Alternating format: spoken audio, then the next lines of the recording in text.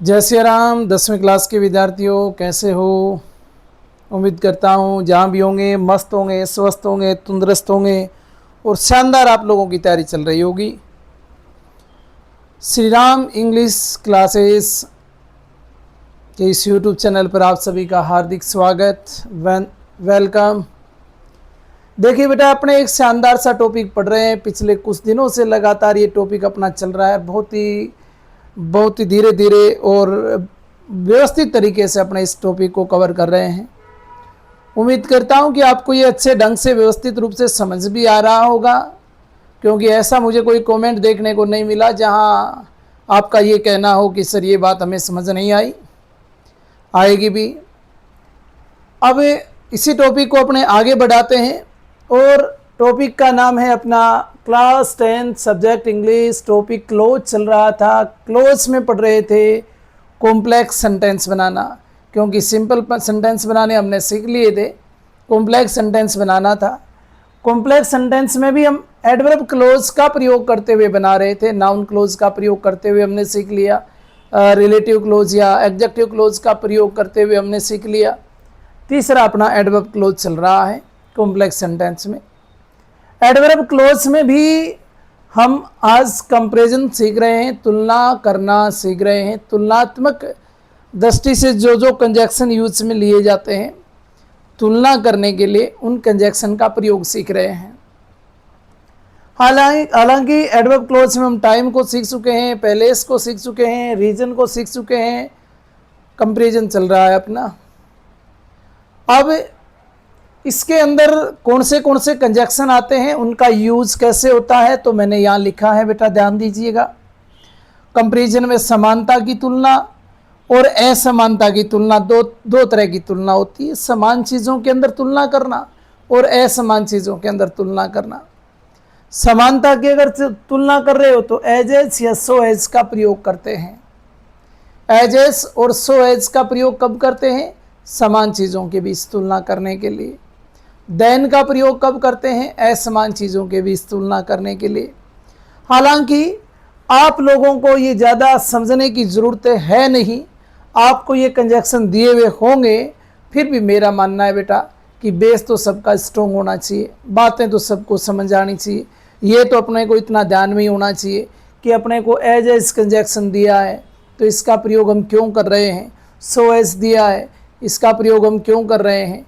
Then का अगर आपको देन कंजक्शन दे दिया, पूछ लिया, तो हमें ध्यान होना चाहिए कि इसका हम प्रयोग क्यों कर रहे हैं। तुलना करने के लिए। समान चीज़ों के बीच तुलना की जाए तो एज एज या सो एज, और असमान के बीच तुलना की जाए तो देन। ये तीन कंजक्शन है जहाँ से आपको पूछे जाने की संभावना है। तो कंपैरिजन की मैं बात कर रहा हूँ, तो चलो देखो। अगर एज एज की मैं बात करूँ ना, तो दो पॉजिटिव बातों के जो की जाता है, दो सेंटेंस होंगे, दोनों में पॉजिटिव स्टेटमेंट होंगे दोनों ही, तो एज एज का प्रयोग पूछा जाएगा। नेगेटिव स्टेटमेंट होगा एक, तो फिर उसमें सो एज का प्रयोग पूछा जाएगा। आज हम इन दो की बात करेंगे। अगले वीडियो में मैं आपको देन की बातें बतलाऊंगा, क्योंकि मैं चाहता हूं कि कंजक्शन केवल करवाना नहीं चाहता, मैं आप लोगों को सिखाना चाहता हूं। मैं चाहता हूं कि कंजक्शन जितने मैक्सिमम क्वेश्चन देखोगे उतना ज़्यादा बेहतर समझ आएगा। और अब एज एज सो एज के 4 तरह के सेंटेंस आपसे पूछे जा सकते हैं, और वो चारों तरह के सेंटेंस मैंने आपके यहाँ लिखे भी हैं। इनसे बाहर आपको कोई एग्जाम में क्वेश्चन पूछा नहीं जाएगा, ये मेरी गारंटी है। अगर ये 4 समझ में आ गए तो समझो सब कुछ समझ में आ गया आपके। अब थोड़ा सा ध्यान दीजिएगा। देखो, पहले मैंने यहाँ लिखा भी है, दोनों वाक्यों की क्रिया समान होने पर एज एज सो एज के बाद उस क्रिया को नहीं लिखा जाता या उस क्रिया को लिखा नहीं जाता। एज एज सो एज का अगर एग्जामिनर आपको प्रयोग करने के लिए देना, जैसे ये वाला सेंटेंस है, Ram is intelligent, Shyam is equally intelligent. Examiner ने आपको लिख के दे दिया कि इसमें एज एज का प्रयोग करिएगा। अब आपको एज एज के प्रयोग में एक बात ध्यान में रखनी है कि इस सेंटेंस की क्रिया क्या है, इसमें इज है, इसमें क्या है, इज है। तो समान जो क्रिया होने पर एज एज या सो एज के प्रयोग के बाद उस क्रिया को नहीं लिखते हैं, ठीक है ना। यानी एक बार कोई क्रिया आ गई तो दोबारा वो नहीं आएगी। दूसरा, एडजेक्टिव या एडवर्ब को एज सो एज के बीच में रखकर कॉम्प्लेक्स सेंटेंस बनाते हैं, कॉम्प्लेक्स वाक्य बनाते हैं। यानी दोनों में एडजेक्टिव मिलेगा, उसको आपको सो एज या एज के बीच में रखना है। अगर एग्जामिनर आपसे ये कहे कि इसमें एज का प्रयोग करो तो एज के बीच में वो एडजेक्टिव आ जाएगा। अगर ये कहे कि सो एज के बीच में करो तो सो एज के बीच में आ जाएगा। शायद ये बातें आप लोगों को समझ आई हो। फिर भी अगर नहीं समझ आया तो चलिए मैं आपको सेंटेंस के माध्यम से समझाता हूँ, ध्यान दीजिएगा। Ram is intelligent, Shyam is equally intelligent. Ram होशियार हैं और श्याम भी राम के समान ही होशियार है। अर्थात राम और श्याम के बीच तुलना की जा रही है। आपको एग्जामिनर ने दे दिया एज का प्रयोग करो। बेटा एक बात ध्यान रखना, जिसकी तुलना जिससे की जाए तो जिसकी तुलना की जा रही है वो पहले आता है और जिससे की जाए वो बाद में आता है। अब राम की तुलना श्याम से की जा रही है क्या? श्याम की तुलना की जा रही है कि श्याम जो है ना वो राम इक्वल यानी के समान, राम के समान क्या है? होशियार है। तो अपने क्या करेंगे, अपने पहले इसको लिख लेंगे, ये इतना लिख लेंगे, ध्यान रखना वर्ब तक लिखो। श्याम इज। अब हमें किसका प्रयोग करना है बेटा? इसमें एज का प्रयोग करना है। तो इक्वली जो लिखा हुआ है ना इसकी जगह अपने किसका प्रयोग कर देंगे? एज का प्रयोग कर देंगे, इसको हटा देंगे। अब एक एज दो एज के बीच करना है ना। अब यहां मैंने लिखा है देखो, एडजेक्टिव एडवर्ब को एज या सो एज के बीच में रखते हैं तो ये एज आया। एडजेक्टिव क्या है इसमें? इंटेलिजेंट है तो इंटेलिजेंट इसके बीच में आ जाएगा, INTELLIGENT। बात समझ में आई क्या? Shyam is as intelligent as, कितना इंटेलिजेंट है? राम जितना है। तो यहाँ से केवल राम ले लेंगे। वर्ब आएगी क्या? अब वर्ब नहीं आएगी बेटा, ये लिखा है अपने, ये देखो दोनों वाक्यों की क्रिया समान होने पर एज सो एज के बाद उस क्रिया को नहीं लिखा जाता। तो यहाँ भी इज है और यहाँ भी इज है, दोनों क्रिया कैसी हैं? समान है।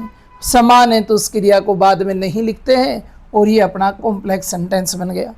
सर हमने इसको ही पहले क्यों लिखा, इसको क्यों नहीं लिखा? बेटा इसकी तुलना इससे की जा रही थी। श्याम को बताया जा रहा था कि राम के बराबर तुलना है, तो जिसकी तुलना की जाए ना उसको पहले लिखना है। जिसकी तुलना की जाए उसको पहले लिखना है, जिससे की जा रही है उसको बाद में लिखना है। खैर इस तरह का वर्ड दिया हो ना वो स्टेटमेंट पहले आ जाएगा। दूसरा और देख लो, इसमें मान लो आपको सो एज का प्रयोग करना है। सो एज का करना भी क्यों होगा वो भी मैं बताऊंगा, एज का क्यों नहीं। लेकिन आपको तो एग्जामिनर लिख के देंगे इसलिए ज़्यादा दिमाग लगाने की जरूरत नहीं है। आपको तो इतना ध्यान हो कि सो एज का प्रयोग होता कैसे है ये आपको समझ आना चाहिए। Sita is more beautiful, Sita ज़्यादा सुंदर है। Gita is less beautiful, Gita कम सुंदर है। तो ये लेस जो है ना ये वैसे नेगेटिव है इसलिए इसमें सो एज का प्रयोग होगा। अब मेरी बात ध्यान से सुनो, गीता की तुलना किससे की जा रही है बेटा? सीता से की जा रही है। गीता की तुलना सीता से की जा रही है। तो आपने देखो सबसे पहले तो इतना सेंटेंस लिखेंगे ना, ये लिखा हमने गीता और फिर इज। वर्ब तो इसमें भी इज है इसमें इज है, यानी दोबारा वर्ब नहीं आने वाली। लेस का मतलब क्या होता है बेटा? लेस का मतलब क्या होता है? लेस का मतलब कम। और सो एज किस में आता है? नेगेटिव में। तो यहाँ आपको नोट लगाना पड़ेगा। क्या लगाना पड़ेगा? नोट लगाना पड़ेगा। जब आपको यहाँ लेस नजर आए ना तो लेस नेगेटिव है। तो गीता इज नॉट, अब लिखोगे सो, गीता इज नॉट सो।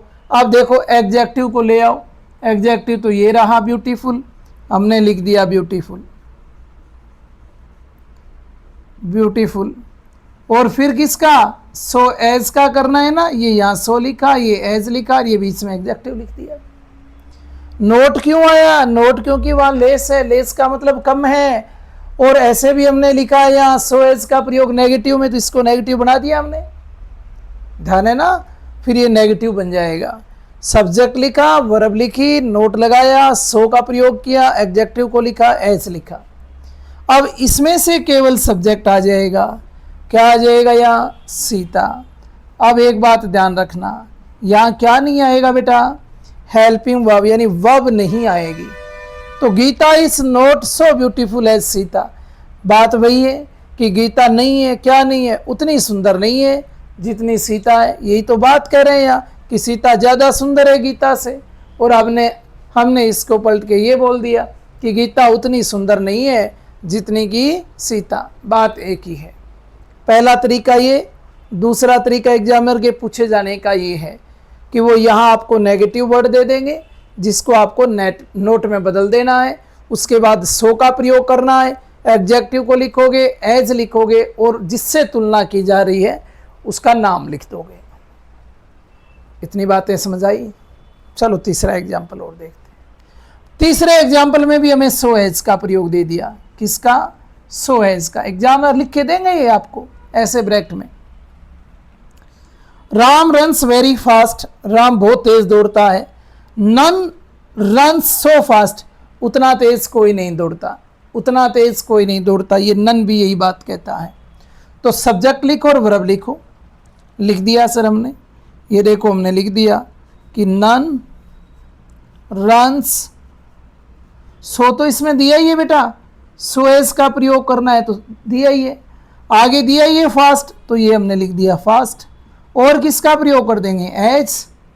तो Ram run so fast as, none run so fast as Ram. Ram जितना तेज दौड़ता है उतना कोई नहीं दौड़ता। इसमें भी रन्स है, इसमें भी रन्स है। वर्ब को लिखने की आवश्यकता है नहीं।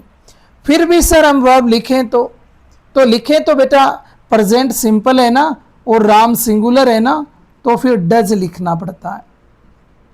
फिर हमें क्या लिखना पड़ता? डज। नहीं तो आवश्यकता ही नहीं है।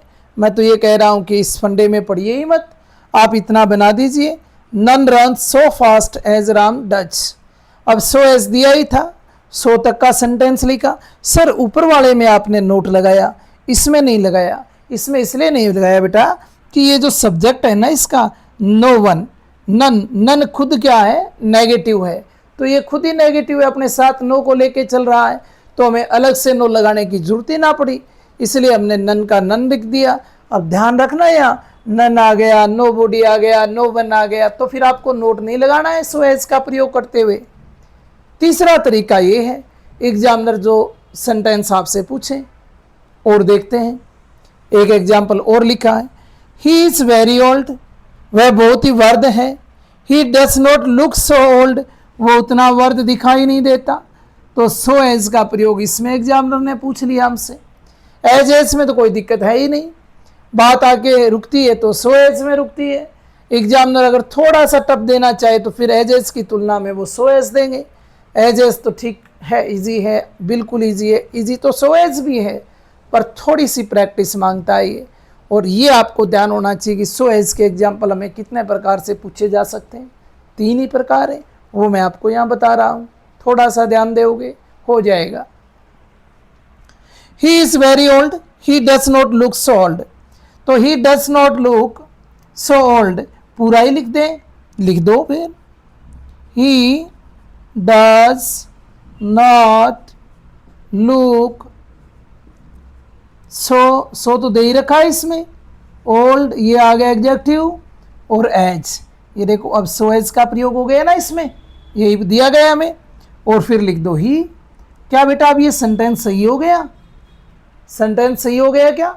एक बार ध्यान देना, हमने ही डज नॉट, नेगेटिव तो आ गया सेंटेंस, सेंटेंस तो नेगेटिव रहेगा सो एज का प्रयोग होगा, तो एज में नहीं रहता, पर सो एज का प्रयोग वहाँ करते हैं जहाँ स्टेटमेंट क्या रहता है? नेगेटिव रहता है। अब एक बात और बताओ, क्या अब ये सेंटेंस सही है? एक बार देखिएगा, लग रहा है आपको?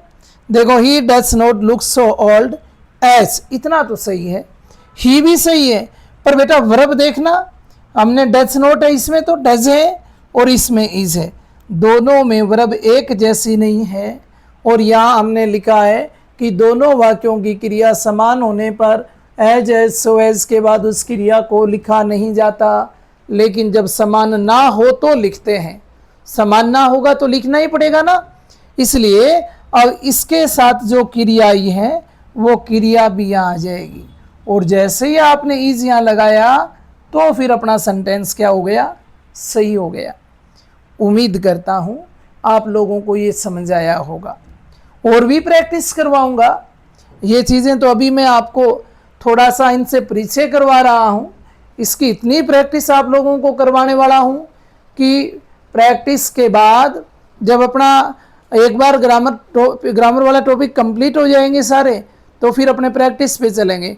और एग्ज़ाम के अभी दिन हैं, अभी आप एक बार थोड़े थोड़े इनसे परिचित हो गए तो एग्ज़ाम तक आप एकदम तैयार हो जाओगे, फिर आप उस अपने टारगेट को प्राप्त कर लोगे आसानी से, जिसकी उम्मीद आपको भी है, आपके गार्जियंस को भी है और आपके टीचर्स को भी है। खरा उतरना है, मेहनत करना है, जी जान लगा देनी है।